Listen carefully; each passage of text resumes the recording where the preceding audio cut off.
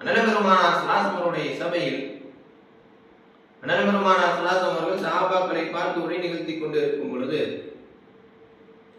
ரசூலுல்லாஹ் டக்குன்னு ஒரு பையனை பிடிச்ச மாதிரி அல்லது ஒரு நபரினுடைய கையை பிடித்தவாறு பிடித்துக் கொள்கிறார். பார்த்தவுடன் சஹாபாக்களுக்கெல்லாம் ஆச்சரியம். அந்த சபை கலைகிறது. கொஞ்ச நேரத்தில் ரசூலாவும் கையை விட்டுட்டாங்க.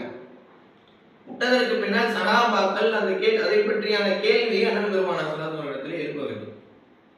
உடனே அண்ணல் பெருமானார் ஸல்லல்லாஹு அலைஹி அவர்களே கேட்கிறார்கள், நான் திடீர்னு யாரோட கையோ பிடிச்ச மாதிரி ஒரு விஷயத்தை பண்ணினேனே, அதை பற்றி யாராவது கேள்வி கேட்டீர்களா என்பதாக கேட்டவுடன் சஹாபாக்கள் என்ன யார் சொல்லலாம், என்ன ஆச்சு, அது யாரு?